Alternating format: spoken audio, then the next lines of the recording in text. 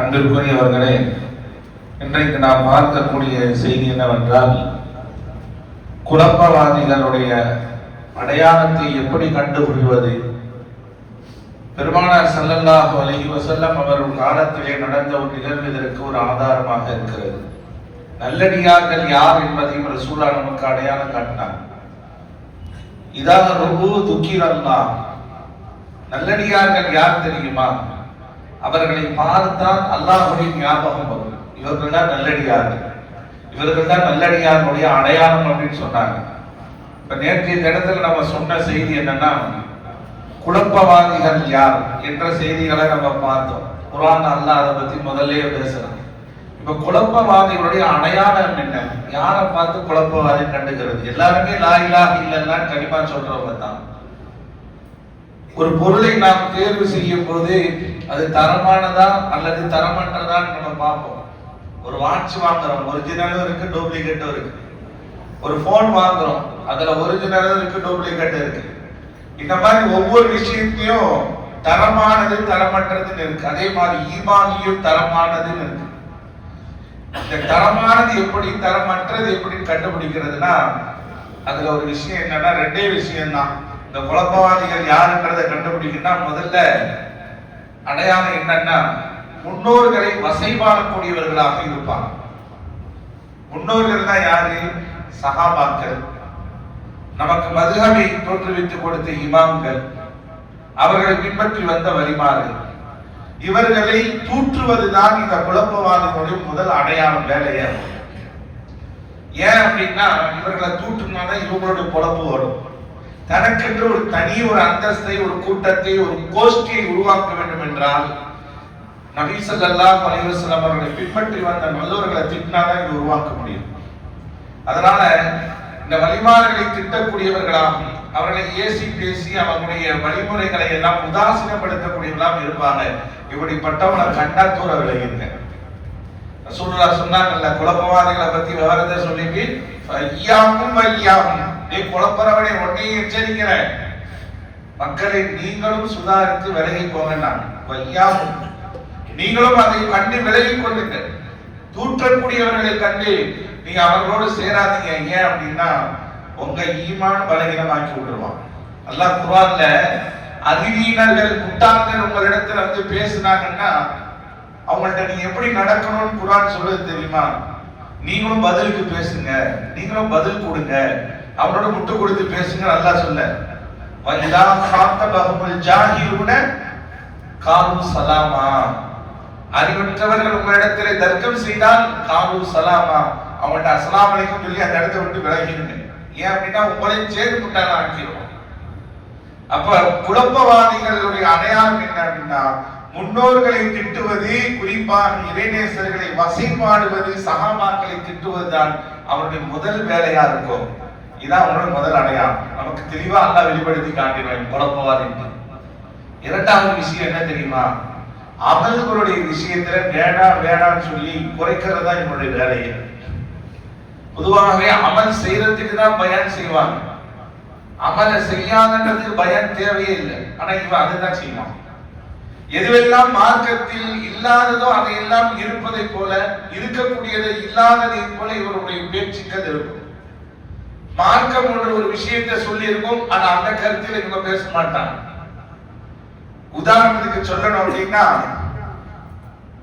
பராத்துடைய இரவுகள், மேலானுடைய இரவுகள், லைலத்துல் கத்ருடைய இரவுகள், இது போன்ற புண்ணியமிக்க இரவுகளில் எல்லாம் நமக்கு மார்க்கம் சொல்லி தரது என்னன்னா, நினைவு கூர்ந்து அல்லாஹ்வுக்கு நன்றி செலுத்துங்கன்னு.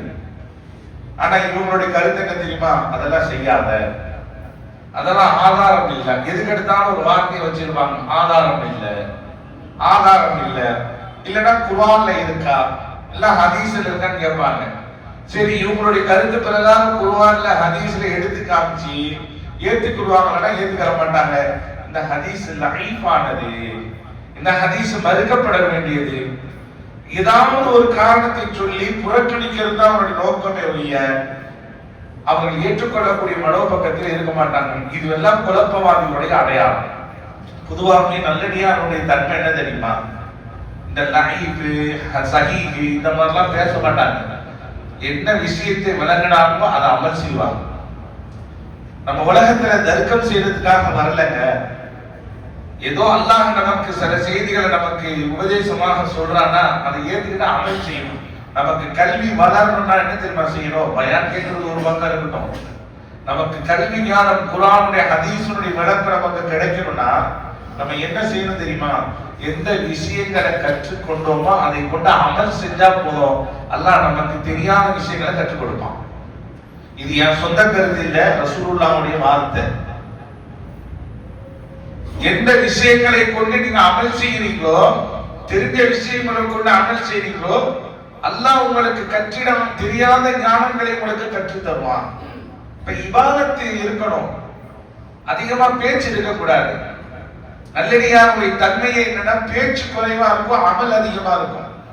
முட்டாளுடைய தன்மை என்னன்னா பேசுவான் வாயிலேயே, ஆனா ஒரு இபாதத்து இருக்காது. அது இருக்கா இது இருக்கா அப்படியா இப்படியான்னு சொல்லுவாங்க. இபாதத்தை பார்த்தா ஒண்ணு இருக்காது. ஆனா பர்து தொழுகையிலே ஒழுங்கா கூட கடைபிடிக்க மாட்டான். ஆனா அவன் பார்த்தா குர்ஆன்ல இருக்க ஹதீஸ்ல இருக்க நிறைய பேர் பாருங்களேன், இந்த அதில இருக்கா இதுல இருக்கா ஆதாரம் இருக்கான்னு கேட்கிறவன்ட்ட கொஞ்சம் ஆய்வு செஞ்சு பார்த்தா ஒவ்வொரு நாளும் தொழுக வேண்டிய 5 வேளை பருளான தொழுகை ஒழுங்கா தொழுக மாட்டான். ஏன்னா ஓட்ட உடசிருந்தா நிறை குடம் தடுப்பாதுப்பாங்கல்ல, அந்த மாதிரி ஓட்ட உள்ளவன் தான் இந்த மாதிரி எல்லாத்தையும் செஞ்சுக்கிட்டு இபாதத்துல ஒண்ணு இல்லாம போறோம். ஆகையால் அருமையானவர்களே, இது போன்ற குழப்பவாதிகளுடைய அடையாளத்தை நீங்கள் கண்டீர்கள் என்றால் தூர விலகிக் கொள்ளுங்கள், உங்களையும் சேர்த்து கெடுத்துருவான். இது ரசூலுல்லாஹ்வுடைய எச்சரிக்கை. சரி, இந்த தூற்றக்கூடிய இந்த தன்மை எப்பொழுது ஆரம்பிச்சது தெரியுமா? ரசூலுல்லாஹ்வுடைய காலத்துல இருந்தே ஆரம்பிச்சிருச்சு. ரசூலுல்லாஹ் ஒரு போருக்கு போயிட்டு வந்து கனிமத்து பொருளை பங்கு வச்சுக்கிட்டு இருக்கிறாங்க. கனிமத்து பொருளை அந்த போர்ல கிடைச்ச அந்த பொருட்கள், அது பணமாக இருக்கட்டும், வாளாக இருக்கட்டும், ஈட்டியாக இருக்கட்டும், கேடயமா இருக்கட்டும், குதிரையாக இருக்கட்டும், எதுவா இருக்கட்டும், இதெல்லாம் கனிமத்து பொருள் தான். அதுபோல ரசூலுல்லாஹ் என்ன செஞ்சாங்க? கனிமத்து பொருளை பங்கு வச்சுக்கிட்டு இருந்தாங்க. அப்ப பனு தமீம் கோத்திரத்தை சார்ந்த துல் குவைஸா அப்படின்னு ஒருத்தவன் தான் வந்து ரசூலுல்லாஹ்வுடைய சபையில வந்து சொன்னா, அல்லாஹ்வின் தூதரே. இந்த அல்லாஹ்வின் தூதர் என்ற வார்த்தை கண்ணியமா நம்ம நினைக்கலாம், ஆனா அவன் வேற ஒரு அர்த்தத்துல சொன்னான். தூதரா இருக்கிற நீ அப்படின்ற மாதிரி. அல்லாஹ்வின் தூதரே, நியாயமா பங்கு வைங்கன்னா ரசூலுல்லாஹ் பார்த்து அந்த வார்த்தையை சொல்றான். இப்ப ஸல்லல்லாஹு அலைஹி வஸல்லம் சொன்னாங்க, உலகத்துல நான் நியாயமா பங்கு வைக்கல, வேற யார் நியாயமா பங்கு வைப்பா? நான் அநியாயமாக நடந்து கொண்டால் உனக்கு பெரிய இழப்பு தான். நான் இந்த முகமது ஆகியவன் என்னைக்கும் அநியாயமா பங்கு வைக்க மாட்டேன் அப்படி ஸல்லல்லாஹு அலைஹி வஸல்லம் பதில் சொன்னாங்க. அது சொன்ன உடனே அவர் போகும்போது வந்து அந்த நபர் திரும்பி போகும்போது பக்கத்துல இருந்த உமர் ரலியல்லாஹு அன்ஹு கோபம் ஜதுபு கிளம்பிருச்சு. ரசூலுல்லாஹ் பத்தி ஏதாவது சொன்னா உமர் எல்லாம் என்ன செய்வாங்க? வாழுதான் பேசுவோம் அவங்களுக்கு. இருந்தாலும் ரசூலுல்லாஹ் சபையில இருக்கும்போது அவங்களோட உத்தரவு மீறி எதுவும் செய்யக்கூடாதுன்றதுக்காக யார் சொல்லலாம், எனக்கு உத்தரவு மட்டும் கொடுத்து அவன் தலையை ரெண்டாக்கிடுறேன். யாரிடத்துல வந்து என்ன பேசிட்டு போறான்? நியாயமா பங்கு வைங்க என்று உங்களை பார்த்து சொல்லி விட்டு போகிறானே, எனக்கு உத்தரவு கொடுங்க நாயகமே, அவன் தலையை உருள செய்யறேன் அப்படின்னாங்க. அப்பதான் ஸல்லல்லாஹு அலைஹி சொன்னாங்க, உபரே வேணாம், விட்டுருங்க, அவரை விட்டுருங்க என்று சொல்லிவிட்டு இவனிடத்தில் இருந்துதான் ஃபசாது கிளம்பும். இவன் தான் குழப்பவாதிகளுடைய துவக்கமா இருப்பான். இவனுடைய சந்ததிகளில் இருந்துதான் வெளிவருவாங்க.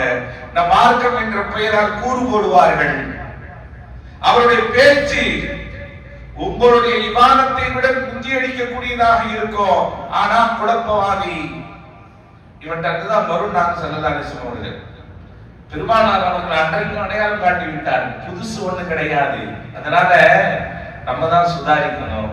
இன்னைக்கு புதுசை கண்டா இன்னைக்கு சமுதாயம் அப்படியே போய் விழுந்துடுறான், பாரம்பரியத்தை விட்டுறான். நமக்கு காலமாக எது நமக்கு வழிகாட்டியது என்பதை மறந்துடுறாங்க. இன்னைக்கு சாதாரணமா வழிமாறுகளை இமாம்களை தூற்றக்கூடிய ஒரு நிலையை பார்க்கிறோமா இல்லையா?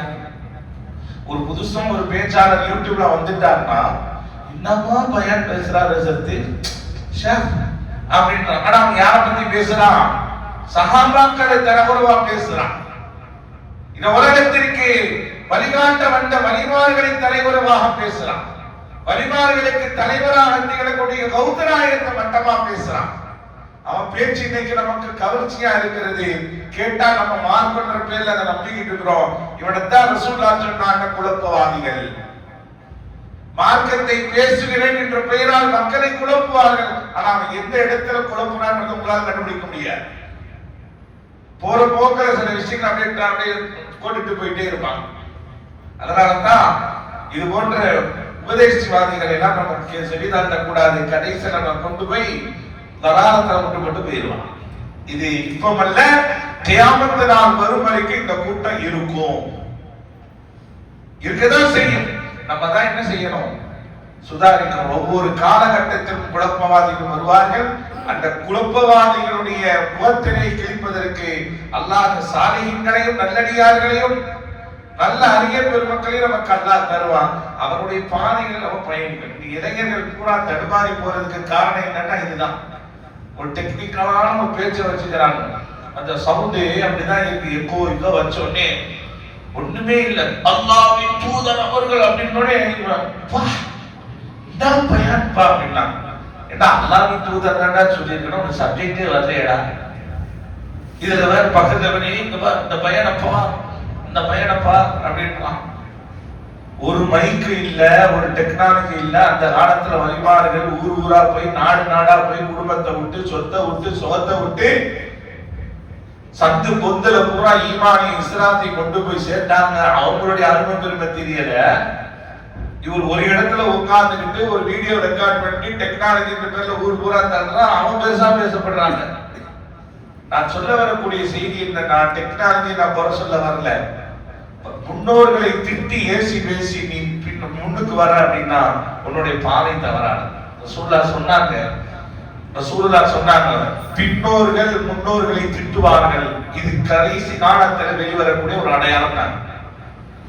பெரியோர்களை முன்னோர்களை நல்லோர்களை சாலிஹீன்களை ஏசி பேசுவார்கள். நீங்க அதை தானே பார்க்கிறோம். என்னையா ஷாஃபி ஹனஃபி ஹம்பலி மாலிக்ன்றான்.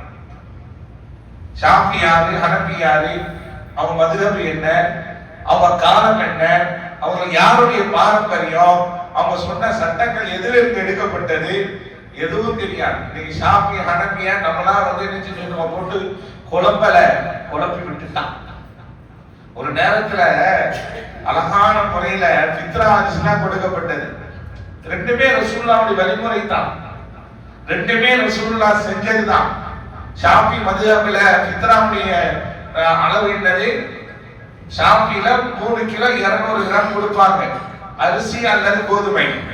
ஹனஃபி மதுஹப்ல 2 கிலோ 400 கிராம் அரிசியாக கொடுக்கலாம், இல்லை என்றால் பணமாக கொடுக்கலாம். ரெண்டு சட்டம் நம்ம நாட்டில் இருக்குது. இது ரெண்டும் ஃபாலோ பண்ணிக்கிட்டு இருக்கிறோம். அழகான முறையில் அந்தந்த காலகட்டத்தில் அந்தந்த மக்கள் ஃபாலோ பண்ணி கொடுத்துக்கிட்டு இருந்தாங்க. இப்ப என்னது? இதுவும் கிடையாது, அதுவும் கிடையாது, இதுவும் ஆதாரம் அல்ல, அதுவும் ஆதாரம் அல்ல.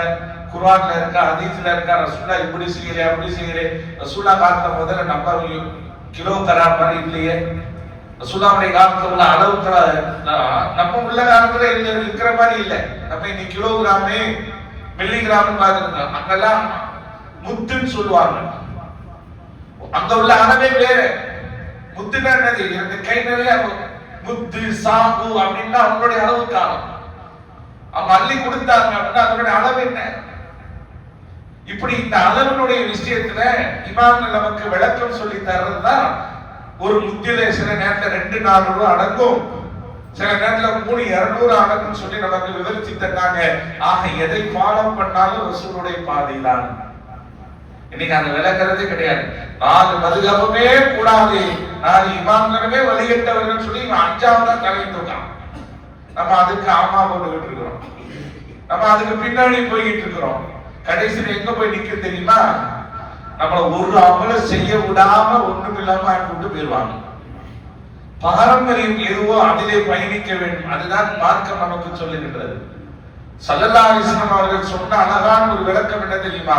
நானும் என் தோழர்களும் அவர்களை பின்பற்றி வந்த நல்லோர்களும் அந்த பாதைகளை பயணிக்கக்கூடியவர்கள் சொர்க்கவாதம் சொல்றாங்கல்ல, அந்த பாதையில் வந்தவங்க முதல்ல படிக்க தெரிஞ்சிருக்கணும். ஷாஃபி இமாம்னா யார் தெரியுமா? ஏதோ ஒரு 100 வருஷத்துக்கு முன்னாடி வாழ்ந்து மௌத்தா போனவங்க அல்ல. ரசூலுல்லாஹ் சொன்னாங்க, காலத்தால் சிறந்தவர்கள் நான் வாழக்கூடிய என்னுடைய சஹாபாக்களுடைய காலம். சும்மல்லதீன யலூனஹும், சும்மல் லதீன யலூனஹும். அதற்கு பின்னால் சிறந்த காலம் யார் தெரியுமா? தாபீன்களுடைய காலம். அதற்கு பின்னால் சிறந்த காலம் யார் தெரியுமா? தபா தாபீன்களுடைய காலம். சஹாபாக்கள், தாபீன்கள், தபா தாபீன்கள். நீங்க ஒவ்வொரு ஜும்மாவையும் கவனிச்சு பார்த்தீங்கன்னா குதுபாவுல இந்த வார்த்தையை இமாம் ஓதுவாங்க. சும்மல் லதீன யலூனஹும் சும்மல் லதீன யலூனஹும். காலத்தால் சிறந்தவர்கள் சஹாபாக்களுடைய காலம், அதற்கு பின்னால் தாபீன்கள், அதற்கு பின்னால் தபா தாபீன்கள்.